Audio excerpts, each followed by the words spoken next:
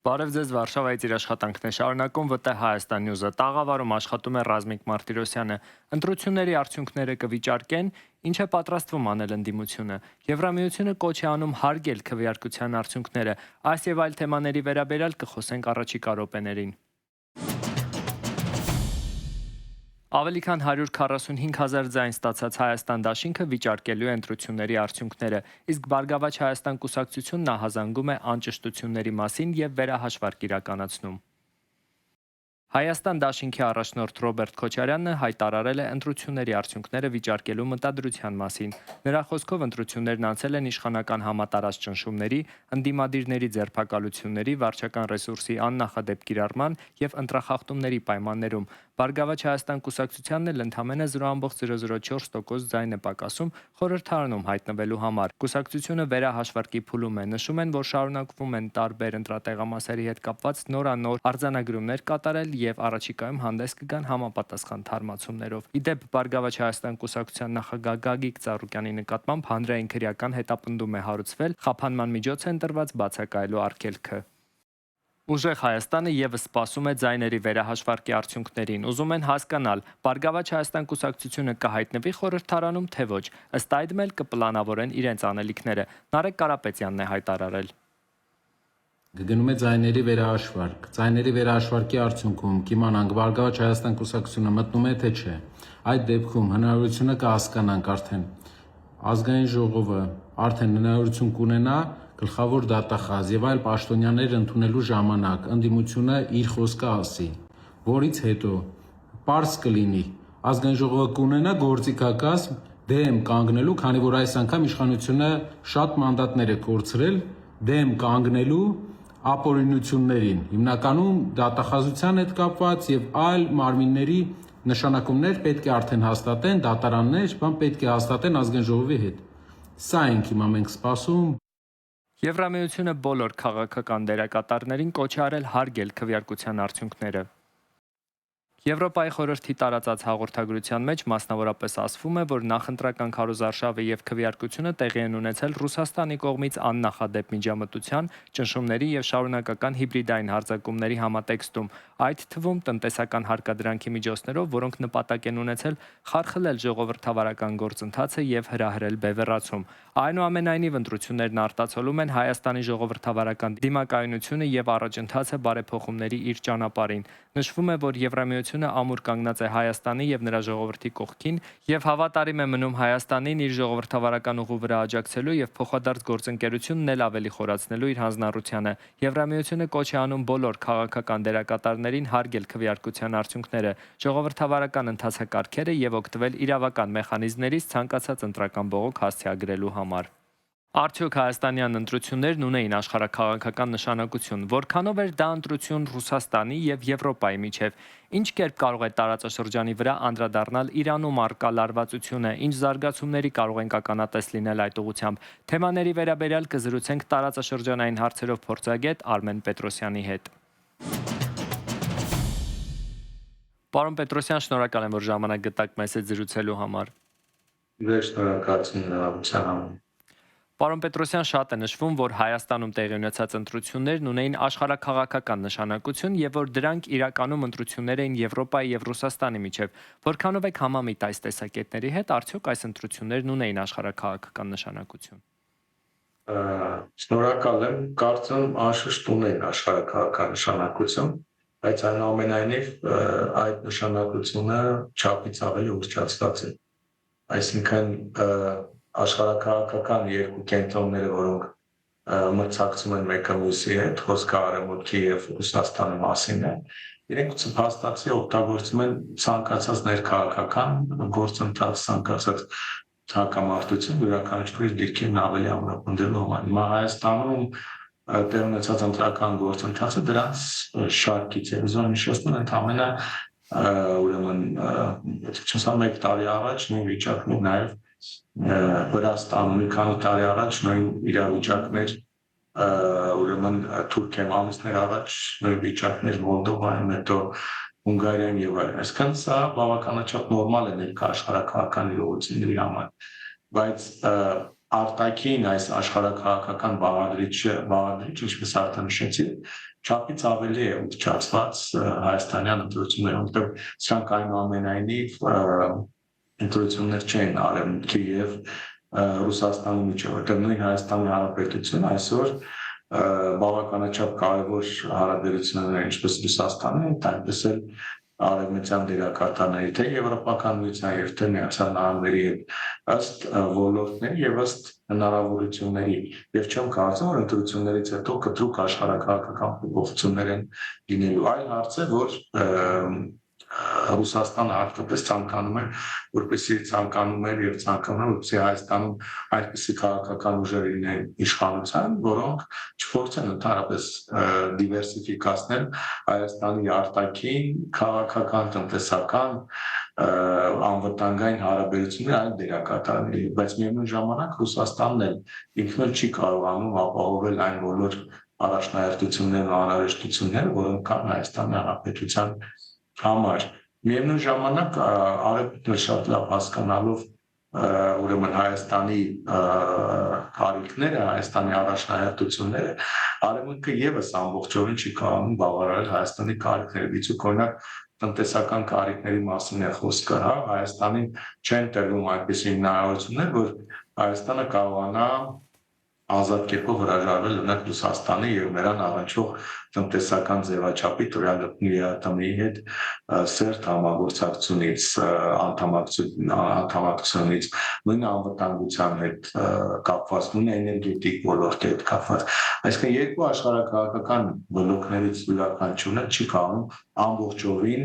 բարելավել կամ ապահովել Հայաստանի կարիքները հետաբար Հայաստանի համար անհրաժեշտություն առաջանում դիվերսիֆիկացնել որոնք ոչ միայն երկու այս բլոկների միջև այլ նաև այլ ուղղություններով դիցուք օրինակ մերձավոր արևելքի ուղղությամբ հեռավոր արևելքի ուղղությամբ օրինակ Հնդկաստանի Չինաստանի հետ շատ ակտիվ համագործակցություններ են հաստատվել վերջին շրջանում եւ այդպես շարունակ Նախընտրական քարոզարշավի ընթացքում ամեն դեպքում ռուսական կողմի նախազգուշացումները, վերջնագրերն ու կոնկրետ գործողությունները տնտեսական սահմանափակումների տեսքով ինչ նպատակ էին հետապնդում եւ որքանով ըստ դրանք ազդեցին ընտրությունների վրա։ Բնականաբար դրանք նպատակ են հետապնդում Ռուսաստանի կողմից ավելի ընդունելի քաղաքական ուժերի քարոզչության աջակցելու եւ գործող իշխանությունների համար խնդիրներ ստեղծելու բայց թե որքանով դրանք ունեցան արդյունավետություն ես կասկածում եմ դեռ այդ սահմանափակումներն ու ուրեմն տարբեր ուրեմն ապրանքատեսակների երկրների հետ կապված արհեստական խոչընդոտները դրանք հակառակ էֆեկտ ունեցան այսինքն Ռուսաստանը դարձնում է փոխանակ որպեսզի դրականորեն ազդի եւ իր համար հաղթաթղթեր ձեռբերի Հայաստան ներքաղաքական զարգացումների համատեքստում նա պետք է փոխի իր գործելավոճը ոչ թե սպառնալիքներ, սահմանափակումներ, խոչընդոտներ առաջացնել, փորձի բարելավել ուրեմն ավելի եւ ավելի խորացնել ու զարգացնել Հայաստանի հետ երկում հարաբերությունները։ Դիցուք օրինակ տեսեք փոխանակ օրինակ ինչ որ մտքերի տեսակների, ծաղիկների տեսակների նկատմամբ սահմանափակումներին ավելի ճիշտ կլինի որ նրանց նկատմամբ ավելի այսպես բարենպաստ միջավայր դրանց ներկայման համար բարենպաստ միջավայր ստեղծել կամ օրինակ գազի գնի հետ կապված փոխանակ սպառնալ գնի թանկացման, այլ օրինակ առաջարկել հնարավորություններ գազի գնի նվազեցման այդ նման գործիքակազմով Ռուսաստանը շատ ավելի դրական ձեռքբերումներ ունենալ եւ ազդեցություն ունենալ ներքաղաքական process-ներն քան հակառակը որ իրականացնել եւ անկստեցնել Եթե ամփոփենք այս թեման հայ-ռուսական հարաբերություններն ընդհանուր առմամբ ներկա փուլում ինչպես է գնահատում Ներկա փուլում բավականաչափ բարդ են, բայց կարծում եմ փակուղային եւ ճգնաժամային չեն անում Ընտրությունների արդյունքների վերջնականացումից հետո կարծում եմ Ռուսաստանի Դաշնությունը կփորձի սկսել եւ ինչու ոչ նաեւ Հայաստանը եւս փոխադարձաբար կսկսեն բնականon հարաբերությունները բնականon վերադարձնելու եւ օբյեկտիվ դիրքերից դրան գնահատելու եւ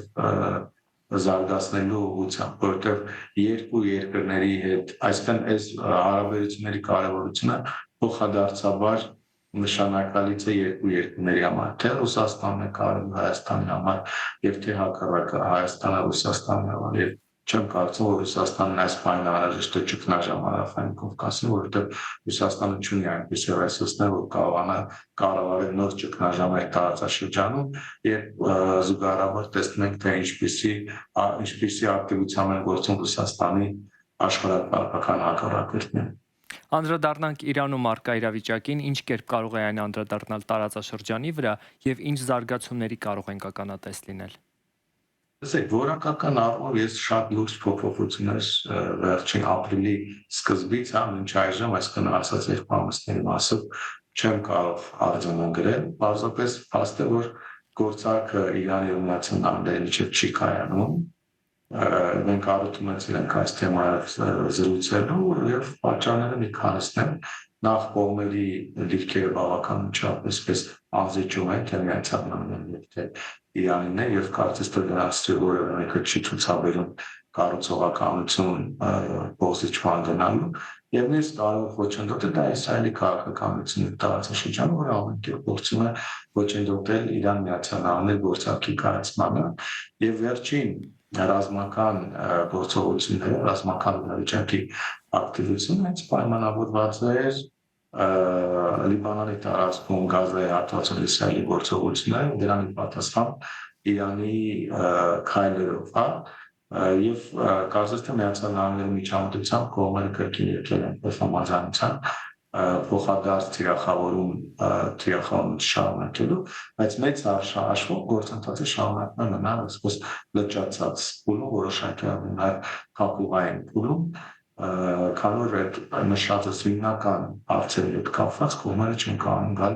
վերջնական պայմանավորության։ Իսկ բնականաբար այս անորոշությունը որոշակի ազդեցություն ունի նաև հարավկովկասյան զարգացումների վրա, Հայաստան-Իրան հարաբերությունների վրա։ Իհարկե դեռևս գործնական փուլ չկա, բայց գուցե եթե այս լճացումը շարունակվի,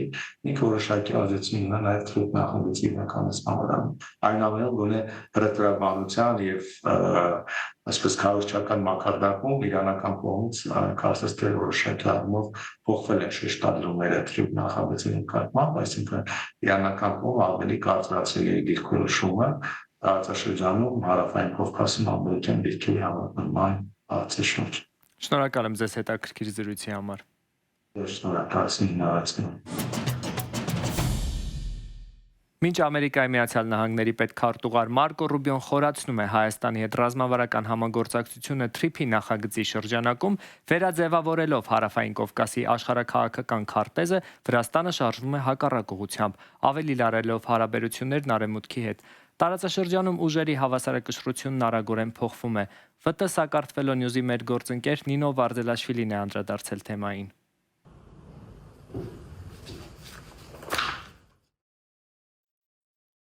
Հայաստանի արտաքին գործերի նախարարը ռազմավարական համագործակցության համաձայնագիր է ստորագրել Ամերիկայի հետ։ Հայաստանը պաշտոնապես համաձայնել է մասնակցել Թրամփի ուղի ծրագրին։ Հայաստանի եւ Ամերիկայի միջև կնքված ռազմավարական համաձայնագրի հիման վրա կսկսվի ճանապարհի շինարարությունը։ Ըստ փաստաթղթի Հայաստանի ինքնիշխանությունն ու իրավազորությունը համարվում են բացարձակ եւ անվիճելի սահմանային եւ մաքսային գործառնությունների համար։ Այն չի կարող ունենալ սկզբունքային նշանակություն։ Մենք կսպասենք նոր վարչակազմին։ Մենք այս ամենի մասին կխոսենք նոր վարչակազմի հետ։ Այս ամենը կրում է ժամանակավոր բնույթ։ Ժամանակավոր բնույթը շարունակվում է արդեն 1.5 տարի։ Ամերիկայի Միացյալ Նահանգները 2024 թվականին կասեցրել է Վրաստանի հետ պատմական ռազմավարական գործընկերությունը։ Դադարեցվել է նաև կառուցվածքային ֆինանսավորումը, որը Վրաստանի պաշտպանության ուժերը ստանում էին նահանգներից։ Վրաստան-ամերիկյան ներկայացուցիչների այցին զուգահեռ Երևան է այցելել պետքարտուղար Մարկո Ռուբիոն։ Թրամփի վարչակազմը կդիտարկի Վրաստանի հետ ռազմավարական գործընկերության վերականգնման հարցը միայն այն բանից հետո, երբ վրացական երազանքի կառավարությունը կձեռնարկի կոնկրետ քայլեր։ Վրաստանի կառավարության քաղաքականության արդյունքում մենք ստացանք հետևյալ արդյունքը։ Վրաստանի հետ գործընկերությունը կասեցված է, իսկ Հայաստանի հետ ռազմավարական գործընկերությունը կայացել է, եւ նույն ժամանակ ստորագրվել են Հայաստանի ու Ադրբեջանի հետ համաձայնագրեր, սակայն Հայաստանի հետ այն կրում է ավելի բարձր բնույթ, գրեթե ռազմավարական։ Այս ամենը բխում է նրանից, թե ինչ ուղղություն է որդեգրում երկիրը։ Հայաստանը ավելի է մերձենում եւ Վաշինգտոնի եւ Բրյուսելի հետ։ Հայաստանը տարածաշրջանում արևմուտքի հիմնական դաշնակիցն է, այնինչ մենք բաց թողեցինք այդ հնարավորությունները վրացական երազանքի շնորհիվ։ Հայաստանը արևմուտքի մեջ տեսնում է խաղաղության աղբյուր, մինչդեռ Վրաստանի իշխանությունները այն հայտարարում են պատերազմի հովանավոր։ Ճիշտ նույնպիսի դիրքորոշում Հայաստանում զբաղեցնում են պրոռուսական կուսակցությունները։ Հայաստանը նույնպես պատրաստվում է Եվրամիության հետ վիզաների ազատականացման համաձայնագրի ձևակերպմանը։ Վրաստանում էլ արդեն մտավախություններ կան, որ Եվրամիությունը կվերանայի առանց վիզայի ռեժիմի մասին որոշումը։ Այս թեմայով Վրաստանի կառավարության հետ հանդիպումը տեղի կունենա շաբաթվա վերջին։ 2024 թվականի նոյեմբերին ծավալված իրադարձություններից հետո Եվրոպական խորհուրդը պաշտոնապես կասեցրել է Վրաստանի եվրաինտեգրման գործընթացը։ Իրականում այսօր Հայաստանը գտնվում է այնպիսի վիճակում, ինչպիսի վիճակում Վրաստանն էր 2011 թվականին, երբ Վրաստանը սկսեց եվրաինտեգրման արագ գործընթացը եւ ստորագրեց ասոցիացիան համաձայնագիրը, այն ժամանակ Ռուսաստանի ճնշման տակ հրաժարվեց։ Հիմա ամեն ինչ հետ է շրջվել։ Վրաստանը վերադարձել է Հայաստանի այն վիճակին, երբ վերջինս հրաժարվեց եվրաինտեգրումից։ Հիմա հրաժարվում են Վրաստանի դե-ֆակտո իշխանությունները։ Իմ կարծիքով Հայաստանի մինչև եվրոպական հեռանկար մնացել է 4-5 տարի։ Մենք արդեն ունենք տեխնացուի կարգավիճակ թղթի վրա, բայց այն կա։ Ռուսաստանը, ում շահերն ուժեղանում են Վրաստանում, կորցնում է ուժերը Հայաստանում։ Չնայած նրան, որ Պուտինը Երևանի դեմ տնտեսական սահմանափակում է մտցրել եւ կասեցրել է բանջարեղենի ներմուծումը, Փաշինյանի կառավարությունը փորձում է դիվերսիֆիկացնել շուկան։ Վրաստանը ընդհակառակը մեծացնում է կախվածությունը Կրեմլի տնտեսությունից, ինչը հաստատում են նաեւ Սաքստատի Վրաստանի վիճակագրական ծառայության տվյալները։ Այսօր մենք տեսնում ենք, որ Հայաստանը հոգնել է լինել դե-ֆակտո Ռուսաստանի գաղութը։ Նա օգտվեց այն բանից, որ Ռուսաստանն իրեն չօգնեց։ Այնպես ստացվեց, որ ռուսախաբությունը հսկայական էր։ Ռուսական ոճով կառավարումը Հայաստանում տևեց 20 տարի։ Այն ծայրաստիճան կոռումպացված էր եւ ծայրաստիճան անարդյունավետ։ Եվ երբ եկավ Փաշինյանը, շատ մեծ հույս ծնվեց։ Այս իրավիճակը պահպանվում է նաեւ հիմա։ Հարավային Կովկասում քաղաքական վեկտորները փոխվում են։ Եթե մինչև 2023 թվականը եվրոպական ինտեգրման ճանապարհին առաջատարի դիրքը զբաղեցնում էր Վրաստանը, ապա այսօր տարածաշրջանում արևմուտքի ուղեծրում մնալու հնարավորությունն ավելի ու ավելի շատ ստեղծում է Հայաստանը։ Մասնագետների գնահատմամբ այս միտումը հստակորեն դրսևորվեց նաև Երևանում կայացած ԵՄ Հայաստան գագաթնաժողովում։ Նրանց կարծիքով Վրաստանն այժմ հեռացված է եվրոատլանտյան հարթակից, սակայն Հայաստանի ակտիվության շնորհիվ Եվրոպան չի լքել Հարավային Կովկասը։ Բարձր նորաձևությունը դուրս է գալիս բաց տիեզերք։ Իտալական Պրադա նորաձևության տունը ամերիկյան տիեզերական ընկերության հետ համատեղ ներկայացրել է Արտեմիս առաքելության տիեզերագնացների համար նախատեսված նոր հանդերձանքը։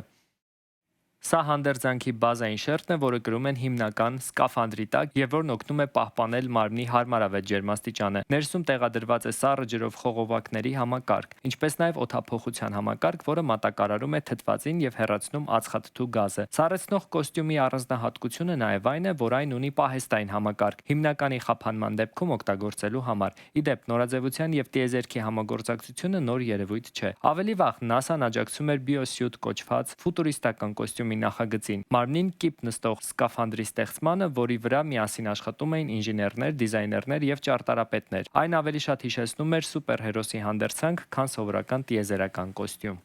Այս թողարկման համար նախատեսել էինք այսքանը։ Հետևեք մեզ ՎՏՀ Հայաստան Նյուզի Facebook-յան եւ YouTube-յան հարթակներում, որպեսզի բաց չթողնեք օրվա կարևոր նորությունները։